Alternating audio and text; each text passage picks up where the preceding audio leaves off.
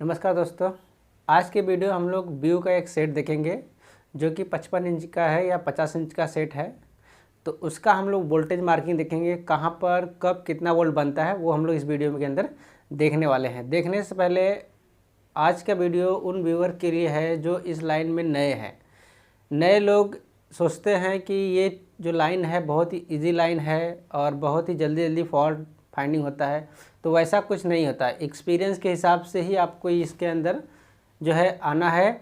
और जब आप आते हो तो जैसे जैसे आपका एक्सपीरियंस बढ़ता है, जैसे जैसे आपका एक्सपीरियंस बढ़ता है वैसे वैसे ये लाइन आपके लिए इजी हो जाता है। लेकिन आप अगर इस फील्ड में नए हो तो आपको बहुत ही ज़्यादा परेशानियों का सामना करना पड़ता है, और अगर कोई सपोर्ट करने वाला ना हो तो और भी ज़्यादा परेशानियों का सामना करना पड़ता है। लोगों को लगता है कि ये लाइन बहुत इजी है, इजीली हम लोग फॉल्ट फाइंडिंग कर लेंगे। लेकिन जब आप इस लाइन में उतरते हो और जब आपको फॉल्ट फाइंडिंग नहीं आता है, आप नहीं कर पाते हो, तो आप निराश हो जाते हो। लेकिन निराश मत होइए, मेहनत करना है आपको। मेहनत करोगे तो जाहिर सी बात है आपको उसका रिजल्ट भी मिलता है।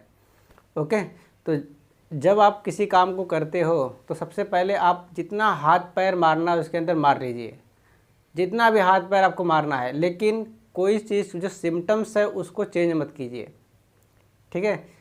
जो सिम्टम्स है उसको चेंज मत कीजिए। वोल्टेज नाप लीजिए या चेक कर लीजिए जहाँ कहाँ कितना वोल्ट आता है। स्टैंड बाई के बाद, स्टैंड बाई के पहले अगर कोई सेट आपका बन जाता है, जैसे आपके पास एक सेट आया उसके अंदर नॉर्मल फॉल्ट था, आपने बना लिया, ओके। तो जब बन जाता है आपका सेट, तो उसका वोल्टेज हर एक चीज़ कहाँ पर कितना वोल्ट आ रहा है, स्टैंड बाई के पहले और स्टैंड बाई के बाद दोनों कंडीशन में आपको वो चीज़ चेक कर लेना है कि स्टैंड बाई के पहले सेट को स्टैंड बाई डालिए और कहाँ पर कितना कॉइल पे, कौन से आईसी पे कितना वोल्टेज प्रेजेंट है, वो सारी चीज़ें चेक करना है आपको। उसके बाद में स्टैंड बाई रिलीज करना है और वहाँ पर कितना वोल्टेज प्रेजेंट है वो आपको देखना है। इस सेट, सपोज करो कि एक सेट आया, आपने उसके अंदर वोल्टेज मार्किंग करके रख लिया, ज़्यादा फॉल्ट नहीं था। लेकिन दोबारा भी ये सेट आ सकता है जिसके अंदर बहुत ज़्यादा फॉल्ट हो सकता है या फिर थोड़े बहुत वोल्टेजेस के फॉल्ट हो सकते हैं। तो उस कंडीशन में आपको ये बहुत ही कारगर साबित होगा या आप बोल सकते हो हेल्पफुल साबित होगा। जैसे कि आपको मैं एक सीक्वेंस बता देता हूँ, पहले उस सीक्वेंस आप ध्यान रखिए। कभी भी कोई भी सेट आएगा तो इस सीक्वेंस में आपको काम करने हैं। जैसा कि आपके मदरबोर्ड में आपको मालूम है कि अगर वो एडाप्टर वाला सेट हो या फिर पावर सप्लाई वाला सेट है, कुछ चीज़ें कॉमन होती है। कॉमन इस तरह से कि जो स्टार्टिंग के वोल्टेजेस होते हैं, जैसे 5 वोल्ट, 3.3 वोल्ट, 1.2 वोल्ट, 1.8 वोल्ट, जो ये सारी चीज़ें आपको कंपलसरी है, ये चीज़ें आपको चेक करनी है हर एक सेट के अंदर। जैसे कोई सेट आप ले लो जिसके अंदर पावर सप्लाई वाला, जिसके अंदर जो पहली सप्लाई निकलती है वो 5 वोल्ट VSB निकलती है। कौन सी सप्लाई निकलती है? 5 वोल्ट VSB। 5 वोल्ट VSB का मतलब होता है स्टैंड बाई वाला वोल्टेज। इसके बाद जो दूसरी सप्लाई हमारा बनता है, अगर ये निकला तो मदरबोर्ड में जाएगा तो 3.3 वोल्ट बनाएगा।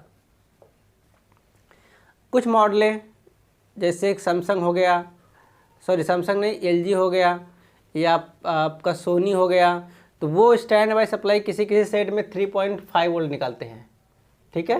3.5 वोल्ट स्टैंड बाई निकालते हैं। तो ये जो होता है ये बाद में चला जाता है, फिर ये क्या होता है, पीछे हो जाता है। तो ये मदरबोर्ड में बनेगा लेकिन 12 वोल्ट आने के बाद बनेगा, ठीक है।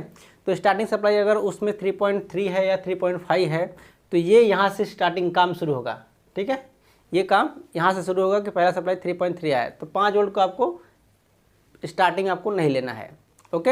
ये सिर्फ USB पोर्ट के अंदर ही जाता है, ओके। और किसी को इनेबल डिसेबल करना हो या फिर और कोई स्टैंड बाई के बाद वोल्टेज बनाना है तो इसका यूज़ करके वो बना सकता है, ओके।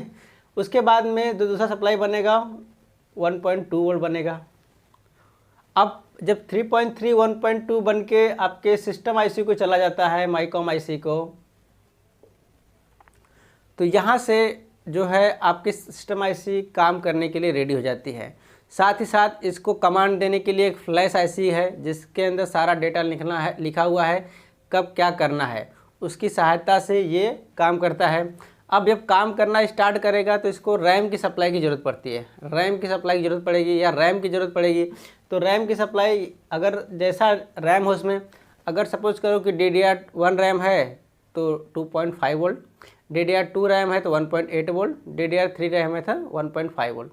2.5, 1.8, 1.5 अकॉर्डिंग टू ना आपका DDR रैम के ऊपर। ओके, अब यहाँ पर जैसे कि आपका 2.5 वोल्ट है, यहाँ पर एक और चीज़ है, आपको ये भी देखना है कि जो आपका रैम की जो IC लगी है या फिर आपका रेगुलेटर लगा हुआ है वो किसके साथ में कनेक्ट है, इस सप्लाई के साथ में कनेक्ट है या फिर 5 वोल्ट के साथ में कनेक्ट है, वो भी आपको देखना है। कौन से 5 वोल्ट, स्टैंड बाई वाला 5 वोल्ट या फिर स्टैंड बाई के बाद वाला 5 वोल्ट, वो भी आपको देखना है।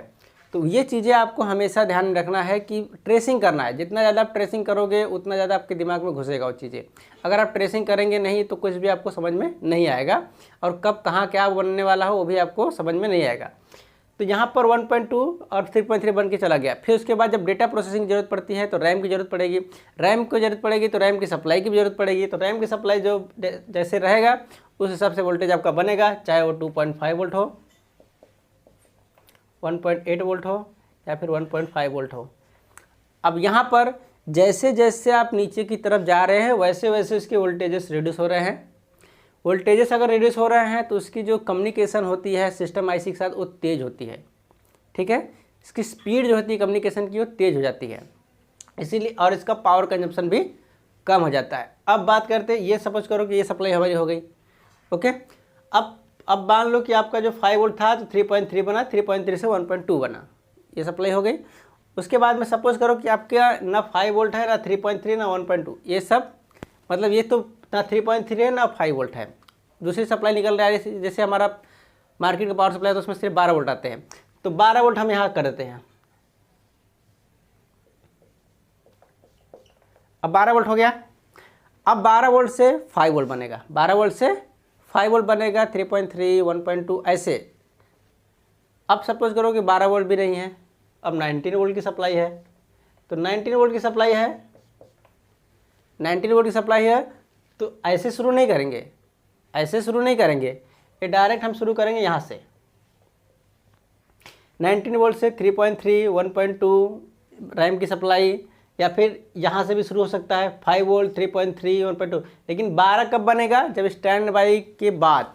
क्यों बनेगा, वो भी जब हमको पैरेलल की सप्लाई की जरूरत पड़ेगी तब बनेगा। तो ये सब क्या है, उसका सीक्वेंस है। क्या है इसका सीक्वेंस है। अगर ये सीक्वेंस आपको ध्यान में रहेंगे तो ही आप कुछ काम कर पाओगे। दूसरी सप्लाई, अगर सपोज करो कि उसके अंदर पावर सप्लाई लगा है लेकिन एक ही सप्लाई निकल रहा है 24 वोल्ट, तो 19 वोल्ट यहाँ से हटा दो, 24 वोल्ट लिख दो यहाँ पर, ऐसा हो गया। तो आपको सीक्वेंस हमेशा ध्यान में रखना है। एक ही चीज़ बताओ, सीक्वेंस वो है हमेशा ध्यान में रखना है आपको। अगर आप सीक्वेंस ध्यान में नहीं रखोगे तो नहीं काम हो पाएगा। ठीक है, तो इस सब के लिए रेगुलेटर या फिर बक कन्वर्टर बनाया रहता है, रेगुलेटर या फिर बक कन्वर्टर। अब चलिए हम लोग व्यू का वो बोर्ड देख लेते हैं जिसका मैं आपको डिस्कस करने वाला था। ओके, तो चलिए आइए हम लोग स्क्रीन पे चलते हैं और स्क्रीन पे हम लोग देखेंगे कि कहाँ पर कितना वोल्ट बनेगा। ओके, तो चलिए हम लोग देख लेते हैं। तो सबसे पहले हमारा काम है कि हम बोर्ड को ओपन करें।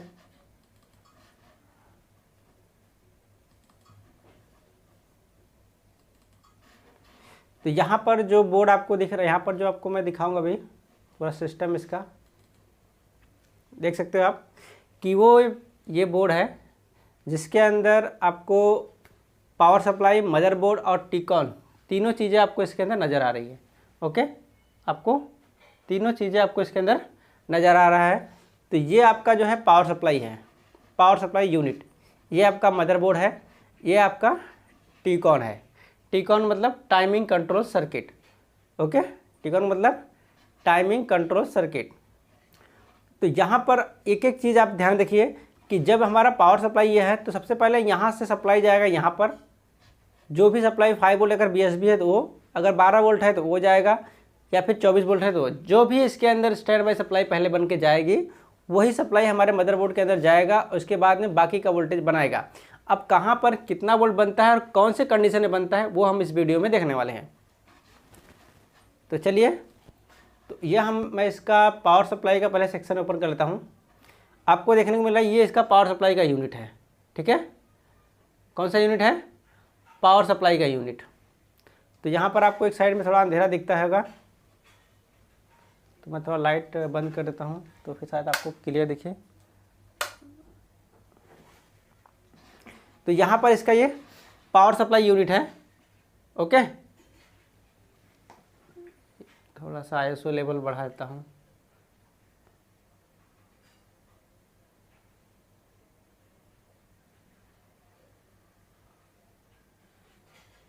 थोड़ा आपको बेटर दिखेगा। तो यहाँ पर पावर सप्लाई जो है, तो इसका यहाँ पर एक कनेक्टर है, इस कनेक्टर का जो क्या क्या पिन है, कौन सा पिन किस काम के लिए यूज़ हुआ, यहाँ पर लिखा हुआ है। तो थोड़ा हम लोग इसको बारीकी से देखेंगे, लेकिन समझ लेते हैं पहले से पावर सप्लाई में क्या क्या है।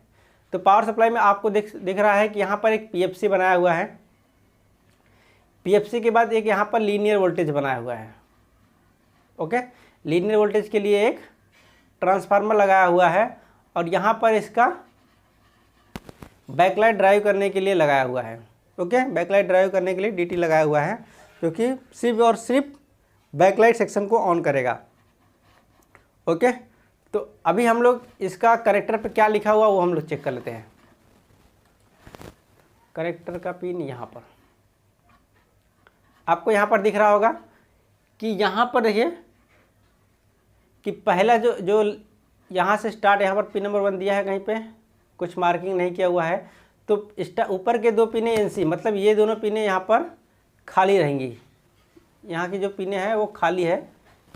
उसके बाद में ग्राउंड है, ग्राउंड के बाद में उसके बाद में इसका जो ब्राइट है, मतलब कि बैकलाइट के लिए है, वो ब्राइट करने के लिए। उसके बाद में 16 वोल्ट, उसके बाद में ग्राउंड है, इसके बाद में स्टैंड बाई जो लिखा है ना, stand by STB stand by. उसके बाद में आपका 12 वोल्ट है, इसके बाद में स्विच है, उसके बाद में PWM है और ग्राउंड है। समझ में आ रहा है? तो यहाँ पर जो इस तरह से कनेक्टर बनाया हुआ है, इस यहाँ पर स्टैंड बाई आप देखिए, स्टैंड बाई की जो सप्लाई है, या तो ये फिर मदरबोर्ड से आएगा, मदरबोर्ड से हमारे आएगा, STB मतलब स्टैंड बाई मदरबोर्ड से आएगा, वो भी 16 वोल्ट को ऑन करने के लिए। यहाँ पर जो स्विच और PWM लिखा हुआ है, ये बैकलाइट के लिए है। ये किसके लिए है?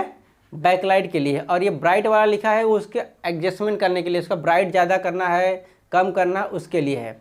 और यहाँ पर एक PWM भी दिया हुआ है। तो यहाँ के जो ये 4 पिने इसने यूज़ नहीं किया हुआ है, ये 4 पिने इसने यूज नहीं किया है, NC ग्राउंड ब्राइट।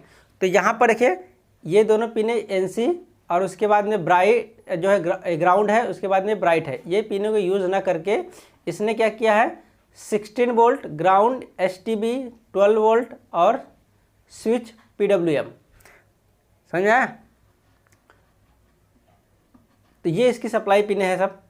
उसके बाद में यहाँ पर स्विच जो है, ये जो हमारा स्टैंड बाई सप्लाई होता है, इसको स्विचिंग करने के लिए यहाँ पर जो कि 12 वोल्ट आपका बन के बाहर आए, 12 वोल्ट बन के बाहर आए। अगर सपोज करो कि हमको यहाँ पर कुछ भी नहीं मालूम, एक बात समझते हैं कि हमको यहाँ पर कुछ भी नहीं मालूम, तो अब STB जो है वो किस लिए यूज़ किया, तो उसका कनेक्शन आपको चेक करना है कि ये कहाँ जा रहा है पहले, या तो सप्लाई इस पर आती रहेगी या फिर यहाँ से निकलता रहेगा।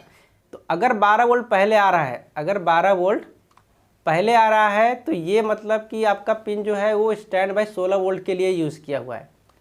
अगर 12 वोल्ट अगर आपका पहले आ रहा है, तो STB जो है ये 16 वोल्ट को ऑन करने के लिए है, और ये जो स्विच है और PWM है, ये बैकलाइट के ऑन करने के लिए है।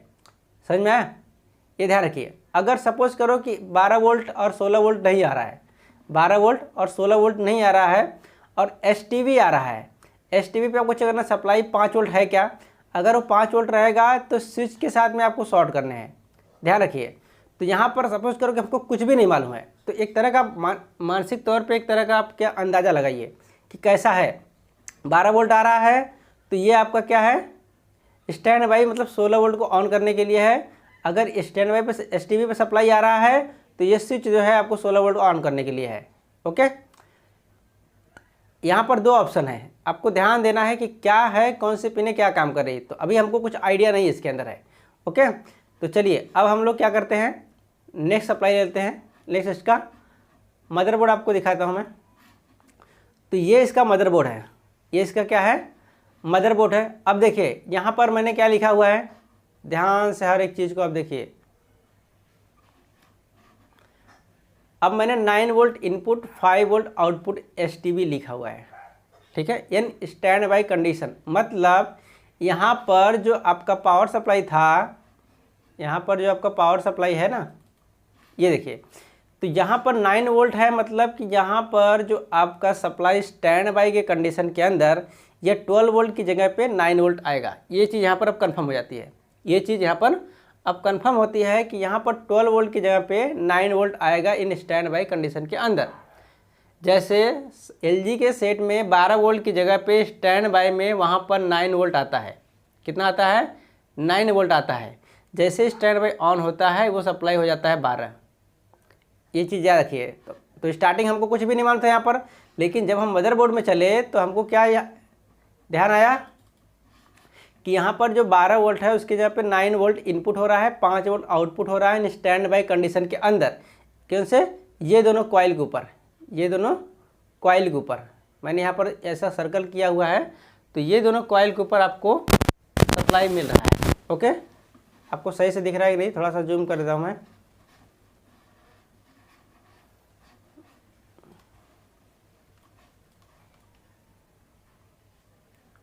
ओके, अभी दिख रहा है आपको? एक थोड़ा ज़्यादा ऊपर चला जा रहा है। ओके, तो यहाँ पर जो दो कॉइल लगी हुई है उसके ऊपर आपका जो है सप्लाई आ रहा है 9 वोल्ट से 5 वोल्ट आउटपुट आ रहा है स्टैंड बाई कंडीशन के अंदर। उसके बाद में अब दूसरी सप्लाई हमको 3.3 चेक करना है कहाँ पर बनेगा।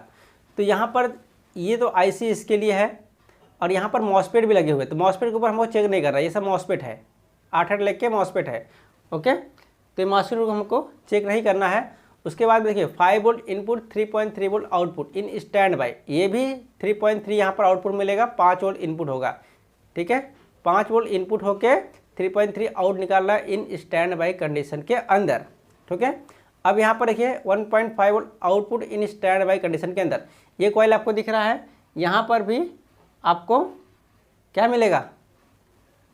सप्लाई मिलेगा। किसके अंदर? स्टैंड बाई कंडीशन के अंदर। ओके, स्टैंड बाई कंडीशन के अंदर 5 वोल्ट आपको सप्लाई मिलेगा। या तो 3.3 आएगा या तो 5 वोल्ट ही आएगा या फिर 9 पॉइंट, यहाँ पर देखो आईसी लगाया है ना, तो यहाँ पर 9 वोल्ट इनपुट रहेगा। 9 वोल्ट इनपुट होगा, 1.5 वोल्ट आउटपुट होगा। ओके, अब यहाँ पर देखिए